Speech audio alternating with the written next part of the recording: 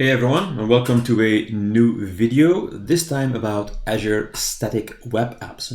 This feature or this new service was announced during Build 2020, and it should make it much easier to publish static websites that you build using frameworks like Angular or React, or just plain HTML with some JavaScript in it, to publish those to Azure, to have simple APIs as well that leverage Azure Functions in the background, and also a routing configuration option, for example, to protect routes with identity security that you can easily enforce as well.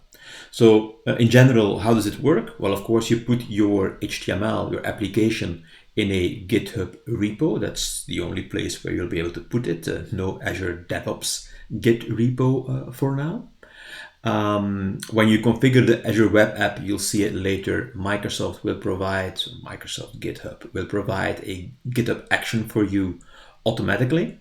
And that one is doing all the work of pushing the static content to the web app, to configuring the API or APIs with Azure Function, and to also have your routing config there. So for example, if you protect /API and you say only allowed users should be able to call APIs or Azure Functions, then that's also something that is done by the system.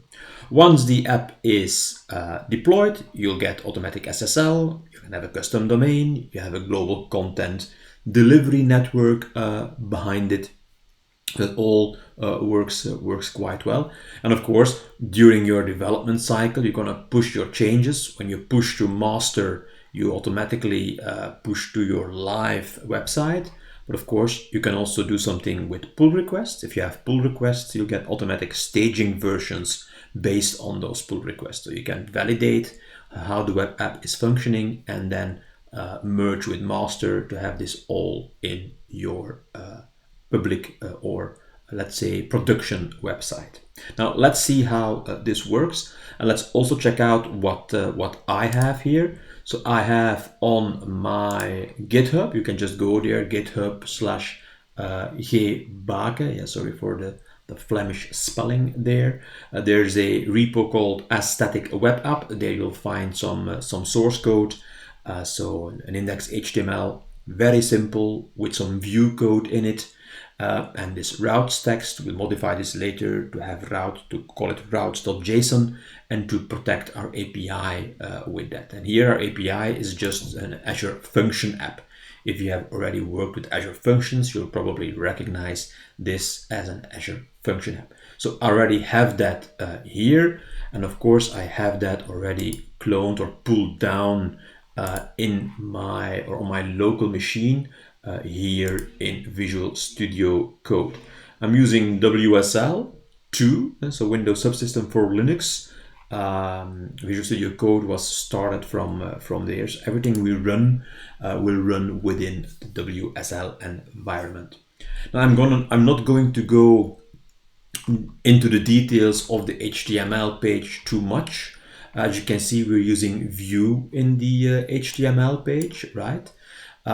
There's some very simple formatting in there. I'm not a design expert, so it doesn't look at all interesting, right? It's just a basic web app. But a couple of things you have to know here. The idea is that this web app is retrieving some data from Cosmos DB. So we need a small API that retrieves some documents into a drop-down list on this HTML page. Cosmos DB, you can see it here. We have some documents. They're just, let's say, device information or device metadata. So device 01 and the room is Jupyter. So an ID and a room in each document, and I have 4 documents here, right? So I need to have or add a small API that presents this list of devices. I want to show them in the HTML page. As I said, I want to keep it as simple as possible. How do we retrieve those devices? Well, these devices, they are retrieved, of course. We have a view app here. With view, you can have all kinds of methods registered. In this case, there's a function called getDevices. GetDevices uses fetch to call our API, which is living here. It's calling API, an API called device. And you'll see later that's just an Azure Function app that uses a Cosmos DB input to simply retrieve Cosmos DB documents based on a Cosmos DB query. The getDevices function populates the devices variable. The devices variable is used, if I go up here, is used in a HTML select, and we fill in the options with the v4 that's specific for view, and we say, you know what, iterate through the list of devices, and for every device that you find, you create me an option in the drop-down list with the ID of the device. Okay, that's some Vue code. If you don't know Vue, it's not important. You get the idea. We call an API, which is basically a function app that retrieves data from Cosmos DB, and that data is shown in HTML select item. That's basically it. Now let's check out the API. And how do we create this API? Well, it's just a function app, but you don't have to create an Azure function in Azure here, right? It's completely integrated within the Azure Static Web App. So the only thing you have to do is make sure you've installed the Azure Function extensions, including also the Azure Function core tools. And since I'm using WSL, I installed them all within the WSL environment. And that allows me to just, in my case, create a folder called API. I created that first with a new folder option. I called it API. Then I'm using F1 to have the panel open here, the palette. And there's an Azure Functions create new project option here. And what I will do, I will just, for demo purposes, create a demo folder. I will browse the folder for my new Azure Function app is going to be the demo folder. And for what I did in this API one here, I selected JavaScript. Naturally, I'm going to create or call use an HTTP trigger. It's a API call, so it should listen to HTTP requests. In my case, I called it, you can see it here, I called it getDevice. So I typed in getDevice over here, and also said it's an anonymous function. That shouldn't be secured with a function key, for instance. Just anonymous. We'll protect the API later. Yeah, we'll protect it later using features of Azure Static Web App. Yeah, so basically that's how I created the API, but I used the API folder. Demo was just for demo purposes. I'm going to delete this permanently. I don't need this demo folder. I am going to show you what I did in the API folder. So I created a function called getDevice. Well, in function JSON, we modify that a bit. Why? Well, we keep the standard HTTP in and HTTP out configuration. The only thing I added to the HTTP in is the route name. I don't want the function to be called getDevice. We want the name called device. So we just have to call /API/device to get the list of devices. To get the list of devices, we use this. Now, of course, you need to know a little bit about Azure Functions. You can look in the docs, of course, for this. This is a Cosmos DB input. I can specify the database name here, the collection name, the query to run on the collection. So select the ID and the room for all the devices in that devices collection. And yeah, the connection string setting is, of course, how do I connect to Cosmos DB in my local system? That's something which is in local settings JSON. We have to watch out here. When we later publish our application to Azure, we need to provide Azure Static Web App with this configuration as well, because it needs to know how to connect to the Cosmos DB environment. Now, the actual Cosmos DB function, or the actual Azure function, yeah, it's pretty basic. There is no error checking here though, so it's important to note that it shouldn't be this short, but this basically is the shortest or almost the shortest way of doing it. This is a typical HTTP trigger. And what we're saying here is with context.result, that's the HTTP result, the body of that should be context.bindings.devices, and that of course references here, the devices, within bindings references the devices there, which means we're going to execute this, this function and get this all to work. Now, before I'm going to publish this to Azure Static Web App, I'd like to, and that's logical, I'd like to make sure that it works locally. Now with Azure Functions, you can just press F5 within Visual Studio, and that will start the Azure Functions or the Azure function locally. Of course, I have to make sure here that I yes, get device and stop this here. Yeah. Oh yeah. Now he's using the demo one here. So that's of course important that we take the correct one, settings.json. So the Azure function is API. Yes. Okay. And let's delete this. Yeah, and do F5. No, stop this and do F5 again. Right? Oh, still the same.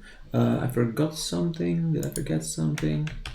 Control S. Let's stop this. I forgot something.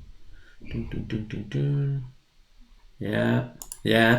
Probably there's another way to do this, but let's now just fix this locally. That's me trying to show you the demo, which results in all kinds of stuff happening here. Let's try it again. Press F5. And there we go. And we now run the Azure function within the API folder. He's doing all the stuff like extensions for Cosmos DB, starting all kinds of things. And here we have the actual locally running Azure function now. So that's now locally running. I'm going to see if I can execute this using curl. So I'm going to do curl and try and get the list of devices here. So let's see if that works. And there we go. Yeah, the devices can be retrieved without any authentication. It's an anonymous function, so anyone now on my local machine can call this API, so to speak. And notice it's /device, not get device, because I modified the route name. So this works well. Now I want to see if it works from my web app. How do I do that? Well, of course, I can do or use Live Server for this. That's an extension you install within Visual Studio Code as well. Just right click and then open with Live Server. Now, watch out, we're going to do a call to /API/device. That's of course not going to work because my device API is running on another port, 7071. So what we're doing first is in settings.json, you can specify a proxy that Live Server is using. And we tell the proxy, you know what, every call that's going to /API, reroute that, proxy it to the actual Azure function that's running on our system. So that, this little piece of extra configuration makes the right click and then open with Live Server work. Well, we'll see if it works, because I have a problem with WSL2 in that the local host mapping is not working properly. So what I'm going to do is I'm going to copy the actual IP of my WSL environment, and I'll replace this here. It's quite annoying. I've been searching for a way to solve this. I think it's some kind of bug. Not really sure. We'll get to the bottom of that, but this is now the app running within Live Server, but on WSL, and I'm going to it from my system here. So I'm seeing this simple app. It's not important right now what it all does, but I do see that the call to Cosmos DB through the API/device worked. My devices are listed in a list. I can select a device. He then says messages from device 01 will appear below, and then supposedly there will be some real-time messages coming in from that device. Don't worry about the backend now, nothing will appear there, that's not important. The important thing is that we have this call to Cosmos DB that actually retrieves the list of devices. That works well. Now, we want to create a static web app for this. So let's see how that works in Azure. So in Azure, you see the Azure Static Web Apps preview, and here is where you create the actual app. So I click Add, and we just have to provide a bit of information to get this app installed. I already have a resource group for this. The name for the app will be real time. The region will be, these are the preview regions, West Europe, it's free. I'm gonna sign in with GitHub. The browser has my credentials already. So I can just select the organizations and then the repo, which in my case is the Azure Static Web App, and then the branch. So here you see, of course, the tight integration of Azure Static Web App with GitHub, and there's no integration with something like Azure DevOps or any other system. It's purely based on GitHub, right? Good. I'm gonna go to build. There you're asking me a couple of details. Where's your app running? In my case, in the root, and then HTML, index.html. My API is in /API, that's fine. And I'm not using a framework such as Vue or React. So I don't have this kind of production build of my website, which is going to a dist folder, so I can leave that blank. With those kind of frameworks, of course, you make sure that you put that correct folder there. No tagging, review and create, and let's just create this static web app. You will see that the creation of the static web app is quite quick, because there's not that much to do by Azure itself. Azure will basically just put in some metadata there for now to be very quickly finished. This deployment, as you can see here, it's already finished. But of course, what is happening now is, we talked about this earlier, is that from the moment on the first time you push your changes, the first time that you created the Azure Static Web App in the Azure portal, you will actually create a GitHub action within this GitHub repo. That's what has happened now. And you can see that here. If I'm going to, on Azure, you see here the GitHub action runs. You can click there, you'll go to your GitHub repo. And in my case, I see now that indeed there is a build being triggered now. And this one also added the static web apps workflow file to my repo. If I go to my repo, it wasn't there before, there's now a GitHub workflows folder that contains the actual GitHub action. When you click on that one, this is what Microsoft provided to provide CI/CD for your Azure Static Web App. We don't have to delve into that right now. We just let it do its work. And again, we can see what it is doing by just going to the list and check out what the status is. So it says queued there 1 minute ago. Going to refresh it, although it does live refresh, but gonna see what's happening there. And we let it do its thing. When that is finished, normally I should have a unique URL for my Azure Static Web App. But in the meantime, also the Azure function in the background is configured properly, and the API should work as well. Again, it's an anonymous API, so that should work for anyone right now. So I'm going to go to browse. We'll see what happens.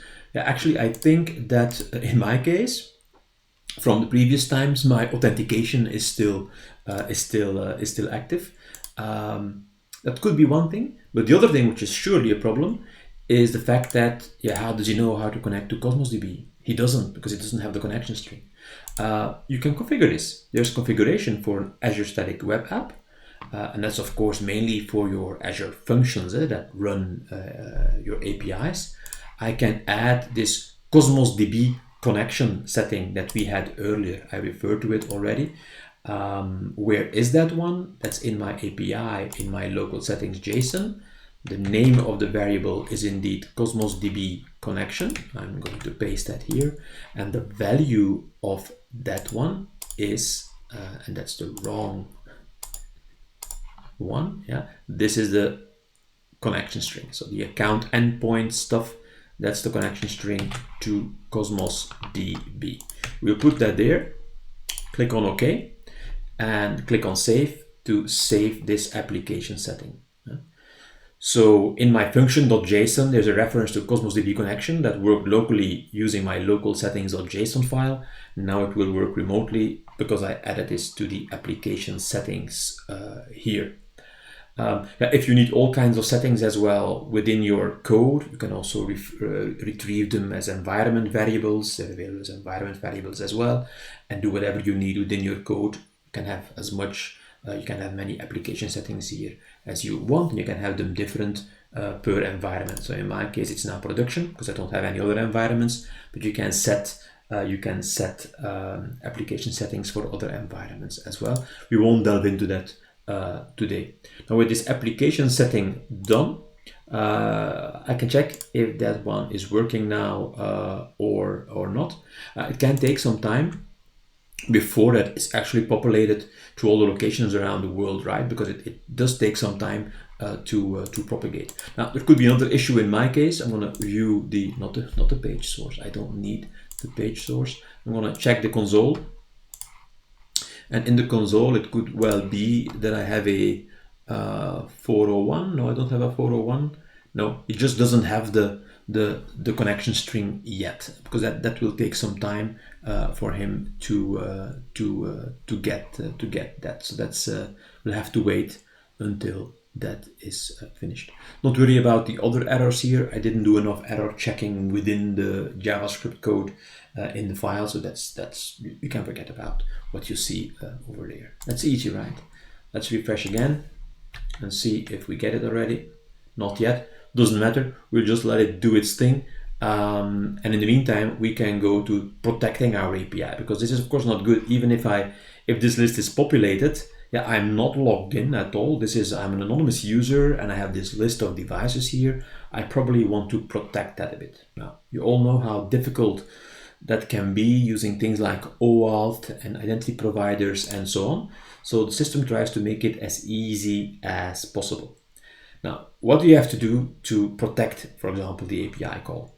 Well, it's surprisingly easy because there's something which is called a routes.json file, and I'll rename that here. I call it routes.text to not have it go in effect. Within routes.json, you can do all kinds of configurations. For example, you can do things like, if there is an error like not found, 404, I want a custom 404 page. If the error is 401 not authorized, I want to redirect to a login page, and so on. These are platform error overrides. I'm not really concerned with that right now. I'm more concerned with my own custom routes and also protection of routes.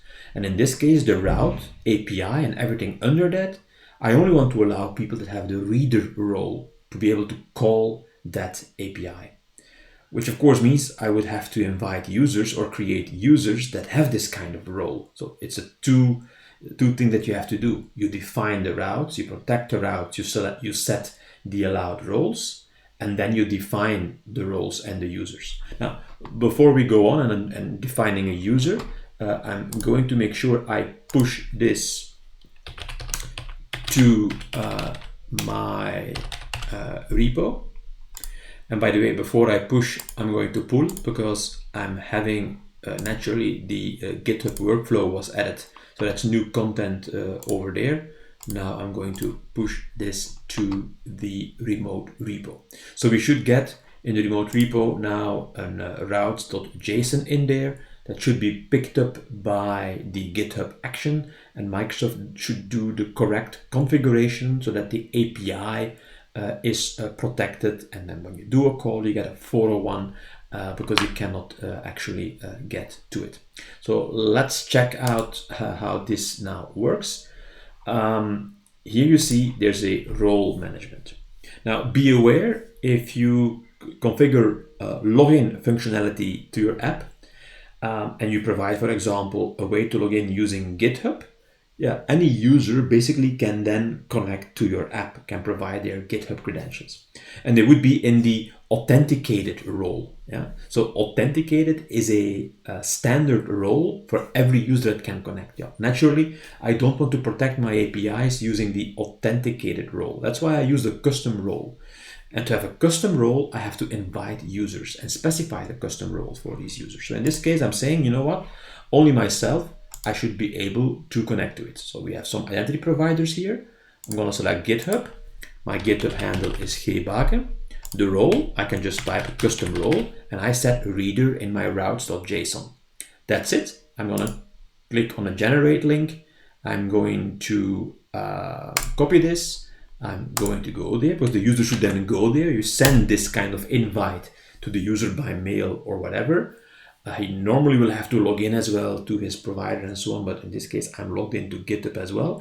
And this is then specific to Azure Static Web Apps, where you grant consent to this specific application. This is now white smoke and so on. Azure Static Apps.net will have access to your email address and your username. You have to grant consent. And there's a way for you to remove your data from the platform by going to this link later, which you'll probably put somewhere and nicely go to when you don't use the app anymore, right? Okay, you grant consent. The app will open now directly with you authenticated. And as you can see, it already works because I have my devices populated here. And yeah, they're actually protected, or the protection should already be in effect. Can we check if that's really the case? Well, of course we can, because we are going to go and do a curl here. We curl the app, we do API and then device. And what do we get? We get a 401 unauthorized. So without our login cookie, or authentication cookie, it's not actually going to work. As you can see, I also provided some logout and login functionality. So here it's clear when I'm logged out, I cannot get to the list of devices. Now I should do proper error checking here, of course, and tell the user about this. But if we're going to go into the inspect window and into console, we'll see that we'll have a 401 somewhere. Let's do that. Let's refresh. And there you see, yeah, a get to API device results in a 401. But when I log in, no problem. I log in again. It's cached, of course, in the browser with my user Gebake from GitHub. User Gebake, choose my devices, and there it is. We have a list of devices. Don't worry about the errors and mixed content and so on. Not important. That's the backend. That's something we would have to fix in a separate step. But you have seen that the protection now works. So if you look at the web app, a couple of things that we used, of course, the configuration settings and role management, automatic role management. If I refresh the list, it should be there. Now, during the preview, you can have, I think, something like 25 invitations. Probably will be extended later when it's out of preview, or there will be specific tiers, so you have more functionalities. For now, this is limited to about 25 people. And again, make sure that in your routes.json, you use a custom role like reader, and you wouldn't do, for example, authenticated, because that means anyone can do. And again, I want to stress this. Any GitHub user can authenticate to your app now, not just Gebake. Any user can, but they would not have the reader role. Only Gebake is defined as the one with the reader role, and only that one will be able to do the API call to the function app. So let's make that clear again. So that's it. We have seen the Azure Static Web App functionality from a GitHub repo, an automatic GitHub action to a static web app. And we showed two things. Simplicity of adding a serverless API, which is using Azure Functions in the backend, but you don't have to worry about Azure Functions. Don't have to create an Azure Function app and do all kinds of configuration there. You just add the code in, for example, VS Code of some folder called API, for instance, and the GitHub action will take care of that for you. And with the routing config and routes.json, we have also seen how to protect an API and make sure that only an authenticated user that has a specific custom role can access the API that we shielded off. There's much more that can be said. For example, how to work with staging versions on pull requests. We do that maybe on some other time. I hope this was useful to you. See you next time. Bye bye.